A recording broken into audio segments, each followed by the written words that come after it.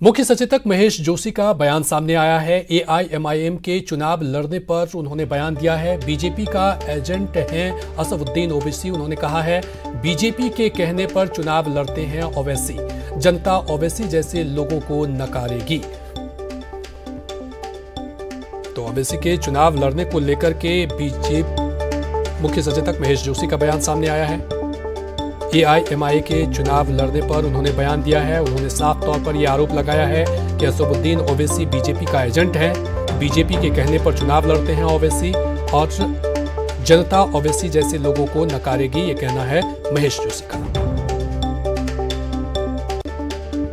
ओवैसी प्रधानमंत्री जी के एजेंट के रूप में काम करते नजर आते हैं, भारतीय जनता पार्टी के एजेंट के रूप में काम करते नजर आते हैं और मुझे विश्वास है कि देश की एकता और अखंडता को मजबूत करने वाली जो ताकतें हैं वो ओवैसी हो चाहे कोई और हो, उनको राजस्थान में नकारेंगी और अगली सरकार राजस्थान में कांग्रेस की फिर से बनेगी।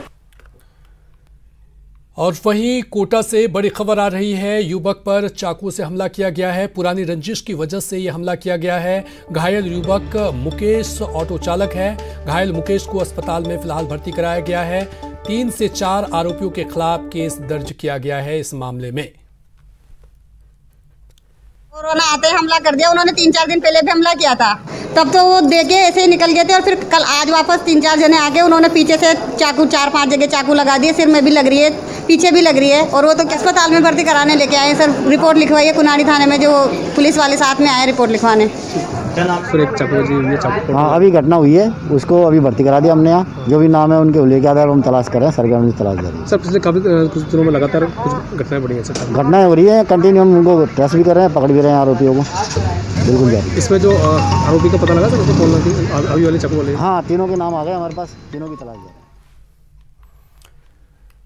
कैंसर के प्रति आम जन में जागरूकता और पीड़ित जरूरतमंदों की मदद के लिए धनराशि जुटाने के उद्देश्य से 64 वर्षीय विक्की बेदी 2800 किलोमीटर की साइकिल यात्रा के दौरान गुरुवार को बाड़मेर पहुंचे। सड़क पर सरपट दौड़ती साइकिल। साइकिल पर सवार 64 वर्षीय विक्की बेदी। कैंसर से आम लोगों को जागरूक करने की यात्रा। साइकिलिंग के जरिए सार्थक संदेश। गुलाबी ट्रैक सूट और सेफ्टी हेलमेट पहनकर सड़क पर सरपट दौड़ रही इस साइकिल को देखिए। साइकिल पर सवार विक्की बेदी गुरु नानक देव की 15वीं पीढ़ी के वंशज हैं और साइकिल यात्रा के जरिए कैंसर रोगियों के लिए धनराशि जुटाने के साथ उन्हें कैंसर के प्रति अवेयर करने में लगे हैं। ज्यादा है कि अवेयरनेस के लिए लोगों को लगता है जैसे कि कैंसर की जो बीमारी है वो अनक्योरेबल है और लोग छुपाते हैं, चेकअप नहीं कराते हैं, तो उसकी अवेयरनेस के लिए है।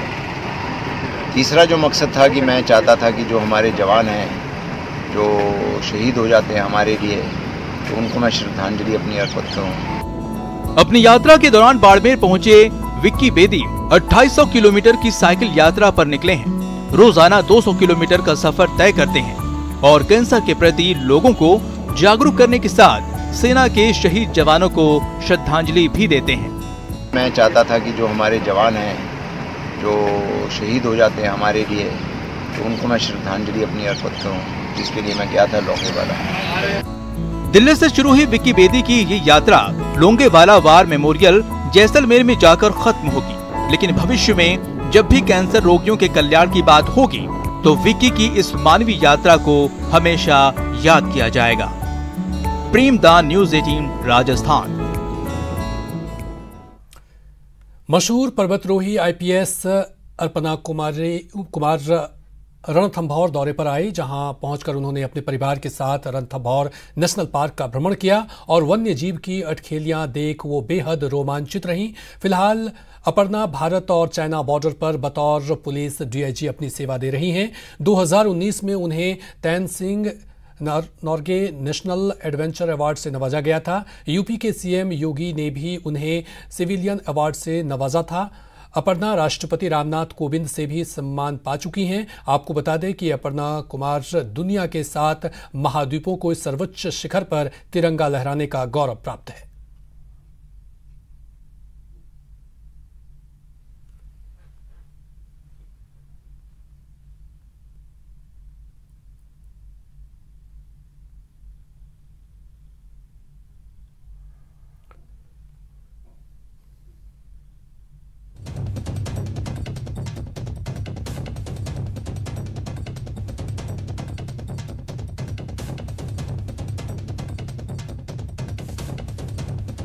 और अजमेर दौरे पर रहे, जहां पहुंचकर उन्होंने सेंट्रल जेल का और चक निरीक्षण किया। इस दौरे का मकसद जेलों में नई टेक्नोलॉजी लाकर सुरक्षा व्यवस्था को मजबूत करना है। अपने दौरे के दौरान उन्होंने जेल अधिकारियों के साथ अहम बैठक की और नई टेक्नोलॉजी के बारे में जानकारी दी। बैठक के बाद शरद कविराज मीडिया से भी रूबरू हुए और उन्होंने कहा कि कई बार सुरक्षा में चूक की घटनाएं सामने आती है, उन पर अच्छे से कंट्रोल करने के लिए कोशिश की जा रही है।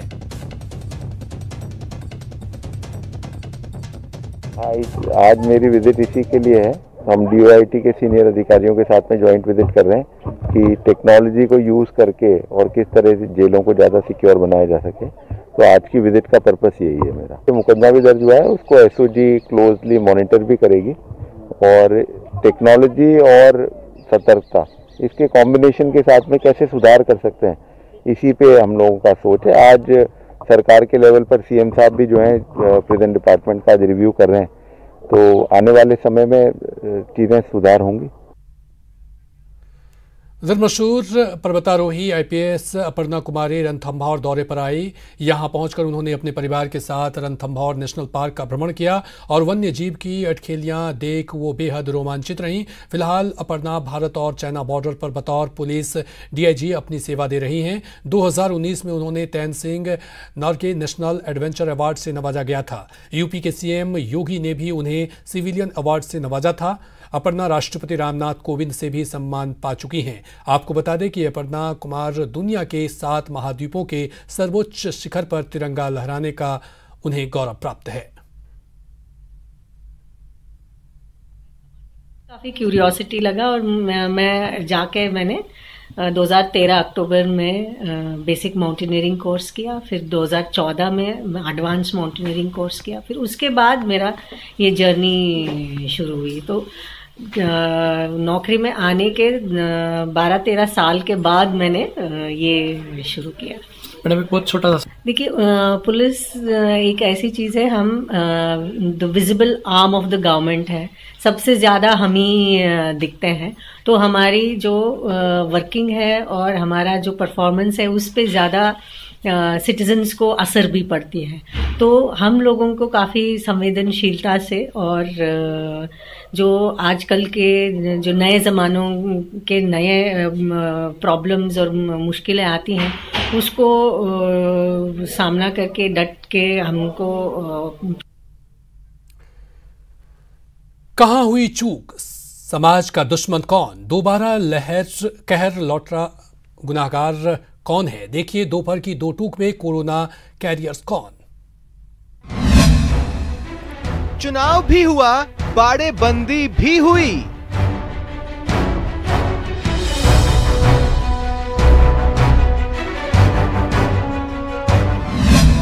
त्योहार भी मने, परीक्षाएं भी हुई।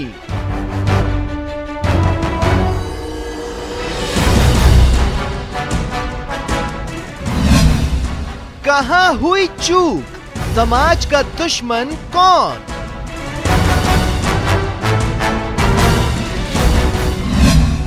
दोबारा कहर लौटा, गुनहगार है कौन?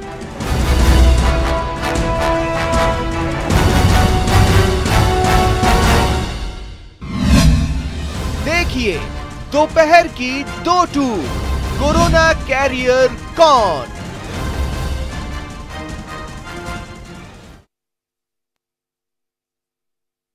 किया है।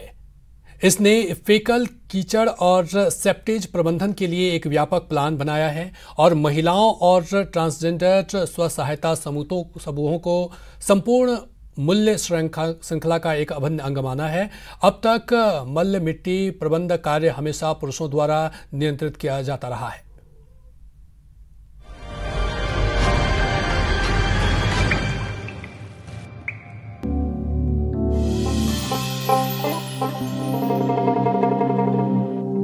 हम अग्रता सेल के मेंबर हैं। यहाँ पर 7500 महिला हैं, 63 LF हैं। यही महिला समिति रे आमे प्राय स्वच्छता FSS ऊपर बेसी काम करू, केमिति परिवेश स्वस्थ रहइबो से सब काम पर बेसी गुरुत्व दो।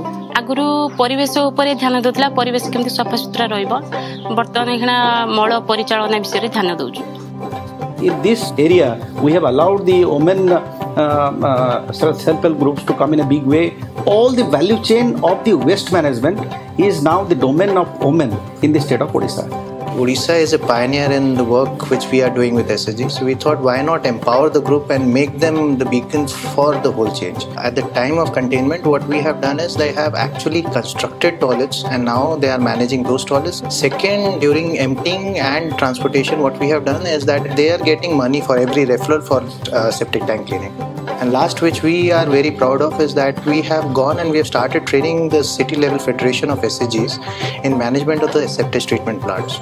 2 महीने से लेकर ऑपरेशन संभाल रहे हैं। इसे जो नया आता है हम लोग उसके बारे में उसको सिखा देंगे। यहाँ का एरिया परिष्कार हम एति जो मोड़ बाहर पड़ता कि अपरिष्कार होता से सब बंद होकर परिष्कृत सब भल भाव सफाई पार्टी से जान के भारी खुशी लगुच। बर्तमान पूरा सफा सुतरा देखिए बहुत भल लगुच, निज शांति लगुच। हाँ आम जहाँ किसी कर एठिक आसवा द्वारा आमको बहुत साहस मिलूँ, शक्ति मिलूँ, आम 2 पैसा रोजगार करूँ, घर लोक साहाय्य कर।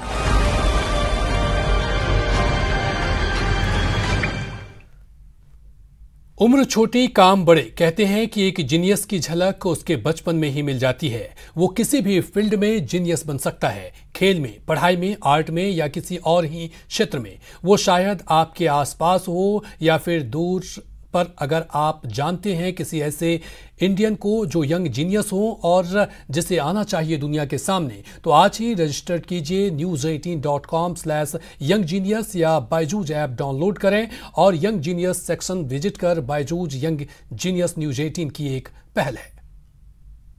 रुकेंगे एक छोटे से ब्रेक के लिए। ब्रेक के बाद स्वागत है। उस नन्ही सी जान के जन्म लेते ही उसकी मां ने उसे ठुकराया, लेकिन उसे ममता की छाया मिल गई है। जहां अलवर के नीमराणा के एक दंपति ने न सिर्फ उस बेटिया को अपनाया बल्कि पूरा गांव इस जश्न में शामिल हुआ।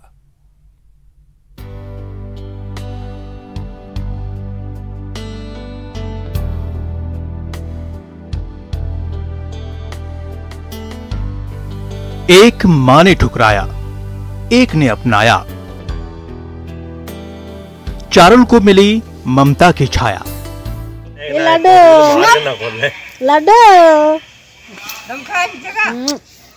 बच्चों उठो गोरे। धूमधाम से बिटिया का स्वागत। अगले जन्म मोहे बिटिया ही कीजो। धूमधाम से नन्ही सी बिटिया का स्वागत। घर में पधारो महारी लाडो। इस बिटिया को मिली ममता की छाया। इसकी किलकारी से खुशियां आएंगी, घर आंगन महक उठेगा, परिवार चहक उठेगा। मासूम को जिस घर में ठौर मिलना था वहां उसकी मां ने जन्म देते इसे ठुकरा दिया, लेकिन अब इसे नया घर मिल गया जहां इसे पलकों पर सबने बिठाया है। इसे माँ बाप का प्यार नसीब हुआ है। अलवर के नीमराणा के संतान सुख से वंचित एक दंपति ने जोधपुर के एक अनाथ आश्रम से 5 महीने की इस बिटिया को गोद लेकर जैसे ही अपने घर पहुंचे तो परिवार के साथ पूरे गांव ने स्वागत किया। पूरा परिवार मेरे साथ है। परिवार के पति के सहयोग से आज मुझे संतान की प्राप्ति हो गई और मैं इस अनाथ बच्ची को सार्थक बनाना चाहती हूँ और मैं दिल से इसको अपना लिया है। ये मेरी बच्ची है, भविष्य में आगे कभी मुझे बच्चा ना हो और इस बच्ची को ही मैं अपनी बेटी समझकर इसका पालन पोषण करूँगी। 3 साल पहले अप्लाई किया। अप्लाई करने के बाद में मेरे को बच्चा जोधपुर से प्राप्त हुई है और ये गवर्नमेंट को मैं धन्यवाद देता हूँ कि जो अनाथ बच्चियों को एक ये संस्था चला रखी है, इससे बहुत अच्छा है। अनाथ बच्चों को गोद लेकर और उनको पढ़ा लिखा के निसंतान दंपति को कभी भी हरेस नहीं होना चाहिए और उनको पढ़ा लिखा कर ऐसे गोद लेनी चाहिए। अगर भाई किसी भी लड़की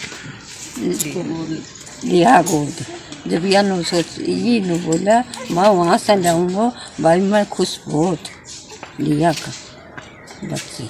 अब पोती ने लिया तो मेरी आत्मा ठंडी हो जाए।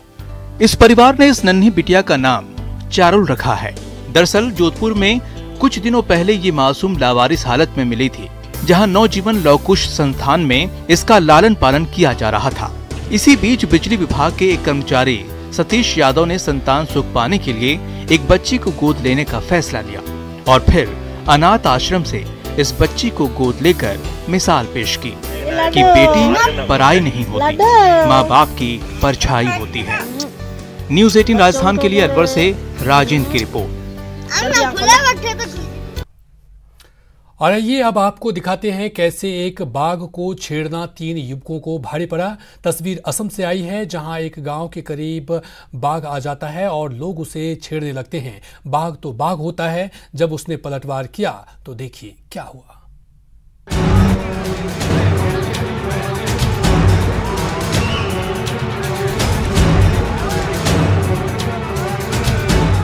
यकीनन दिल दहल गया होगा इन तस्वीरों को देखकर। जिसने भी देखा वो देखता ही रह गया। आप भी एक बार फिर से देखिए।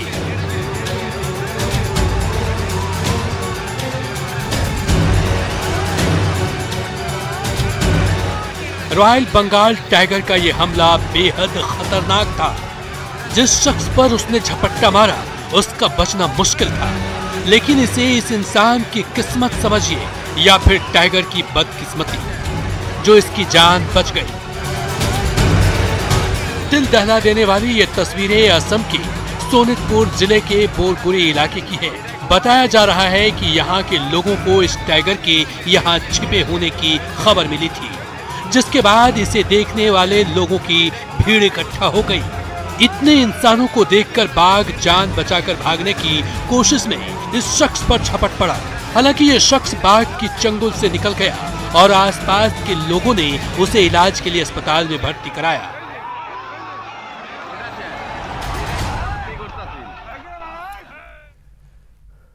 और अब एक नजर टॉप 10 वायरल खबरों पर।